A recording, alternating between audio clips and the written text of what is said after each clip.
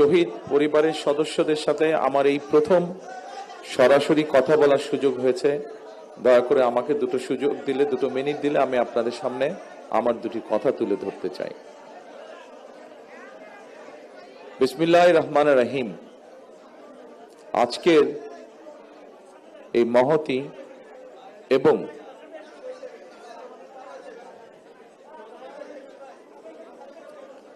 এই মর্মস্পর্শী অনুষ্ঠানের সম্মানিত সভাপতি জনাব নজরুল ইসলাম খান, মঞ্চে উপস্থিত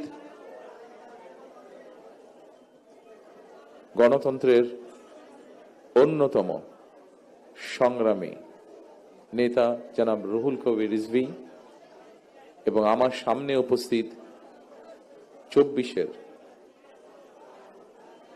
জুলাই শহীদ পরিবারের সদস্যবৃন্দ, জুলাই যোদ্ধা, আহত মুক্তিযোদ্ধাবৃন্দ এবং সাংবাদিক প্রিয় ভাই ও বোনেরা, আসসালামু আলাইকুম।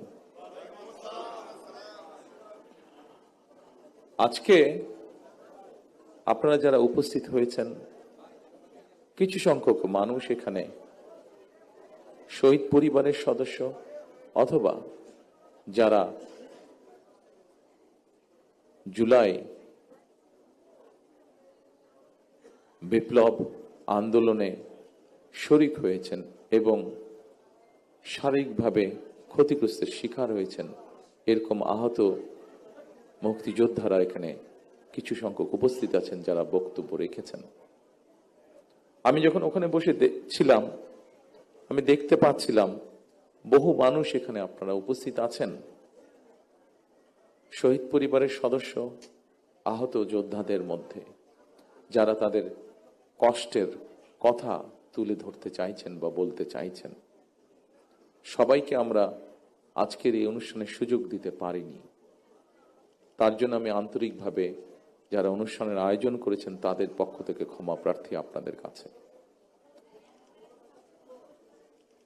সম্মানিত শহীদ পরিবার এবং সম্মানিত যোদ্ধাবৃন্দ, আজকের এই সংখ্যাটি অনেক বিশাল। এই বিশাল সংখ্যার মধ্যে প্রত্যেককে যদি আমরা সুযোগ দেই, হয়তো এই দিন পেরিয়ে আগামী দিন চলে আসবে। 1 মিনিট করেও যদি কথা বলেন আপনারা, সেজন্যই হয়তো সবাইকে সুযোগ দেওয়া সম্ভব হয়নি। তবে সংক্ষেপে আজকের সভাপতি ওনার বক্তব্যে একটি কথা তুলে ধরেছেন।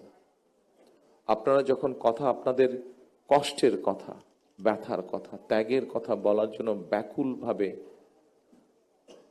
সকলের দৃষ্টি আকর্ষণের চেষ্টা করছিলেন, অস্থিরভাবে প্রকাশ করছিলেন নিজের মনের কষ্টের কথা, তখন আমি এবং নজরুল ইসলাম খান সাহেব বসে একটি সিদ্ধান্ত গ্রহণ করেছি, যা উনি আপনাদের সামনে তুলে ধরেছেন। বাংলাদেশ জাতীয়তাবাদী দল বিএনপি এর আগে যখন দেশ পরিচালনার দায়িত্বে ছিল, তারা মুক্তিযোদ্ধা মন্ত্রণালয় নামক একটি মন্ত্রণালয় তৈরি করেছে, যা 1971 সালে যারা মুক্তিযুদ্ধে শহীদ হয়েছেন, আহত হয়েছেন, অর্থাৎ এক কথায় মুক্তিযোদ্ধা পরিবারদের কল্যাণ তারা দেখভাল করে থাকে। আমরা সিদ্ধান্ত নিয়েছি যে ইনশাল্লাহ বাংলাদেশের মানুষের সমর্থনে বাংলাদেশ জাতীয়তাবাদী দল আগামী দিনে সরকার গঠনে সক্ষম হলে এই শহীদ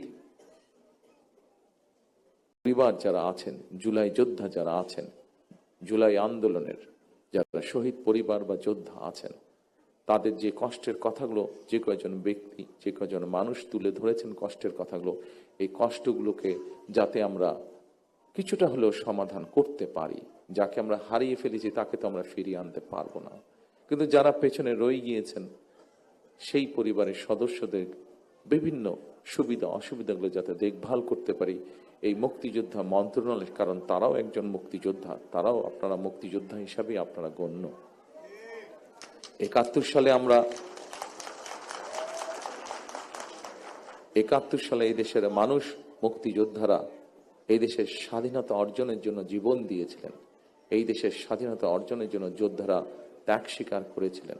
ঠিক একইভাবে 24-এ যে যোদ্ধারা যুদ্ধ করেছেন তারা স্বাধীনতা সার্বভৌমত্ব রক্ষার যুদ্ধ করেছেন।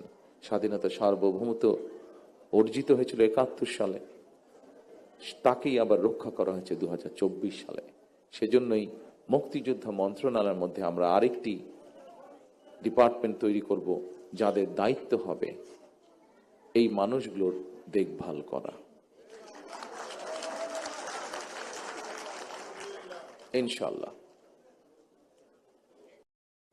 সম্মানিত শহীদ পরিবারের সদস্যবৃন্দ, সম্মানিত জুলাই যোদ্ধারা, দীর্ঘ ১.৫ দশকেরও বেশি সময় ধরে চলা ফ্যাসিবাদী বিরোধী আন্দোলনে হাজার হাজার মানুষ গুম হয়েছে, খুন অপহরণের শিকার হয়েছে। এইরকম অনেকগুলো পরিবারের সাথে গতকাল আমার কথা হয়েছে, দেখা হয়েছে। অসংখ্য অগণিত পরিবার সব হারিয়ে ছিন্ন বিচ্ছিন্ন হয়ে গিয়েছে। শুধুমাত্র জুলাই গণ অভ্যুত্থানেও ১৪০০-রও বেশি মানুষ শহীদ হয়েছেন, আহত হয়েছেন ৩০,০০০-এর মতন মানুষ। এই ৩০,০০০-এর মতন মানুষের মধ্যে এমন কিছু মানুষ আছেন যাদের সংখ্যা ৫০০-র মতন, যাদের কারো এক চোখ অথবা কারো দু চোখই নষ্ট হয়ে গিয়েছে, পঙ্গু হয়েছেন অনেকে। জুলাই অভ্যুত্থানে যেভাবে মানুষকে হত্যা করা হয়েছে, ১৫০০-এর মতন মানুষকে যে হত্যা করা হয়েছে, এটিকে এক বাক্যে স্রেফ আমরা একটি গণহত্যা বলতে পারি। জুলাই গণ অভ্যুত্থানে যারা বিভিন্নভাবে আহত হয়েছেন তাদের অনেকেই আজকের এই অনুষ্ঠানে উপস্থিত আছেন, আমাদের সামনে বক্তব্য রেখেছেন কেউ কেউ। অনুষ্ঠানে অংশগ্রহণকারী আহতদের যারা বক্তব্য রেখেছেন তাদের কষ্টের কথাগুলো আমরা শুনেছি। ভাইয়েরা, আপনাদের কারণেই, আপনাদের সাহসী ভূমিকার কারণেই যারা শহীদ হয়েছেন, যারা আহত হয়েছেন, আপনাদের সাহসী ভূমিকার কারণেই ফ্যাসিবাদী চক্র শুধুমাত্র রাষ্ট্র ক্ষমতা নয়, বরং এই দেশ ছেড়ে পালিয়ে যেতে বাধ্য হয়েছে। ২০২৪ সালের ১৯ আগস্ট আমি আপনাদের ভূমিকার কথা স্মরণ করে একটি বক্তব্য রেখেছিলাম। সেই বক্তব্যে আমি বলেছিলাম, বিশ্ববিদ্যালয়ের ছাত্র শহীদ আবু সাইদ, মাহফুজুর রহমান মুগ্ধ, কলেজ ছাত্র ওয়াসিম আকরাম, মাদ্রাসা ছাত্র আব্দুল্লাহ আল মামুন, স্কুল ছাত্র রিফাত হোসেন, কুমিল্লার আইনজীবী আবুল কালাম, চুয়াডাঙ্গার রাজমিস্ত্রি উজ্জ্বল হোসেন, নোয়াখালীর দোকান কর্মচারী আসিফ, বরগুনার ওষুধ কোম্পানির সেলসম্যান আল আমিন, পাবনার গাড়ি চালক আরাফাত হোসেন, মিরপুরের গুলিবিদ্ধ ২২ বছর বয়সী মুত্তাকিম, দোকান কর্মচারী আতিকুল, অষ্টম শ্রেণীর শিক্ষার্থী তামিমের মতন অনেকের হাত কিংবা পা কেটে ফেলতে হয়েছে। গণহত্যা থেকে ৬ বছরের শিশু রিয়া গোপাও কিন্তু রেহাই পায়নি সেদিন। এক বক্তব্যে হয়তো আমরা সকলের নাম বলতে পারবো না, এত মানুষ শহীদ হয়েছেন, এত মানুষ আহত হয়েছেন। ফ্যাসিবাদ শাসন শোষণের বিরুদ্ধে ২০২৪ সালের গণ অভ্যুত্থানে দল, মত, ধর্ম, বর্ণ নির্বিশেষে দেশের স্বাধীনতা প্রিয় গণতান্ত্রিক প্রত্যেকটি সেক্টরের প্রতিটি শ্রেণী পেশার মানুষ সেদিন রাজপথে নেমে এসেছে। সেদিনকার যত ছবি উঠেছে, ক্যামেরায় বন্দি যত ছবি উঠেছে, প্রত্যেকটি ছবি এই কথারই সাক্ষ্য দেয়। ২০২৪ সালের আন্দোলন কোনো ব্যক্তি, দল বা গোষ্ঠীর নয়।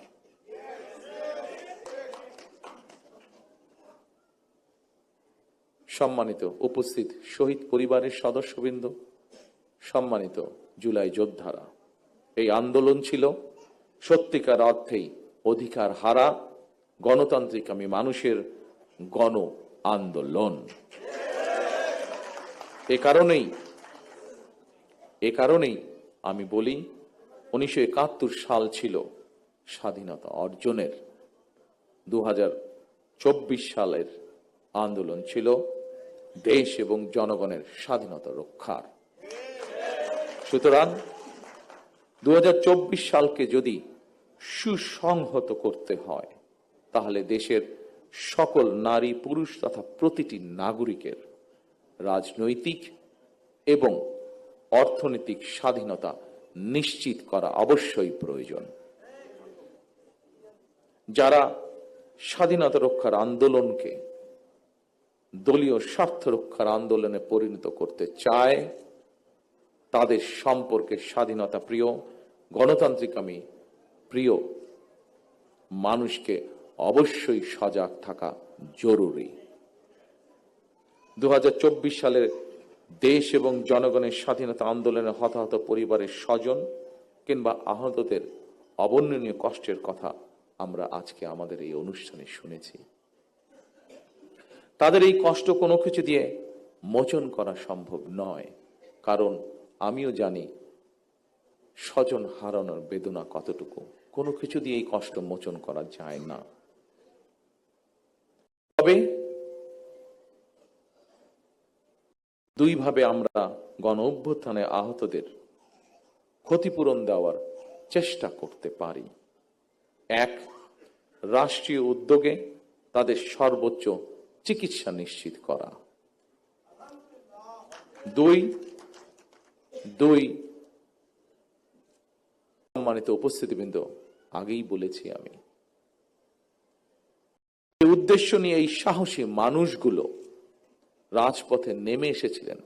রাষ্ট্র এবং সমাজ সেই উদ্দেশ্য বাস্তবায়ন করা, অর্থাৎ মানুষের রাজনৈতিক অধিকার, প্রত্যেকটি দল মত নির্বিশেষে প্রত্যেকটি মানুষের রাজনৈতিক এবং তার যোগ্যতা অনুযায়ী তার অর্থনৈতিক অধিকার নিশ্চিত করা। দীর্ঘ 1.5 দশকের বেশি সময় ধরে ফ্যাসিবাদ বিরোধী ধারাবাহিক আন্দোলন এবং 2024 সালে ফ্যাসিবাদ বিরোধী আন্দোলনে বীর শহীদ এবং আহত এবং হতাহতদের প্রতি রাষ্ট্রের অবশ্যই দায়িত্ব রয়েছে। একটি দায়িত্বশীল রাজনৈতিক দল হিসাবে বিএনপি সেই দায়িত্ব অনুভব করে, যার কথা একটু আগে আমি এবং আজকের অনুষ্ঠানের সভাপতি সাহেব উল্লেখ করেছেন আপনাদের সামনে। জনগণের রায় বিএনপি রাষ্ট্র পরিচালনার দায়িত্বে পেলে অবশ্যই পর্যায়ক্রমিকভাবে আমরা আমাদের সেই দায়িত্ব, সেই অঙ্গীকার, সেই প্রতিশ্রুতি আপনাদের সামনে এবং দেশের মানুষের সামনে ইনশাআল্লাহ পূরণ করব।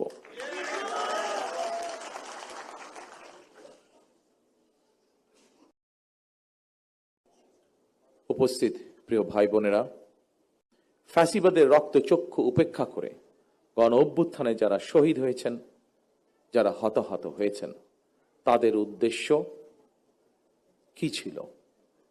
তাদের উদ্দেশ্য ছিল একটি স্বনির্ভর, একটি নিরাপদ, একটি গণতান্ত্রিক বাংলাদেশ গড়ে তোলা। একটি নিরাপদ গণতান্ত্রিক বাংলাদেশ প্রতিষ্ঠার জন্য আগামী জাতীয় নির্বাচন অত্যন্ত অত্যন্ত এবং অত্যন্ত গুরুত্বপূর্ণ।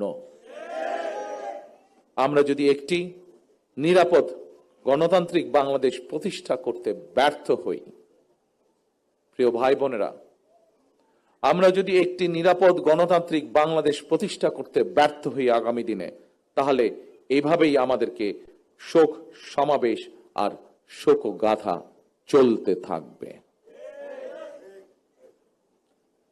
সুতরাং আর শোকগাথা বা শোক সমাবেশ নয়, বরং আসুন গণতান্ত্রিক আমি মানুষ আগামীর বাংলাদেশে গণতন্ত্রের বিজয় গাথা রচনা করবে ইনশাআল্লাহ। সর্বশেষে মহান আল্লাহর দরবারে সকল শহীদদের আত্মার মাগফিরাত কামনা এবং আহতদের দ্রুত আরোগ্য কামনা করে আমার বক্তব্য শেষ করছি। আল্লাহ হাফেজ। বাংলাদেশ জিন্দাবাদ। বাংলাদেশ জাতীয়তাবাদী দল জিন্দাবাদ। আসসালামু আলাইকুম।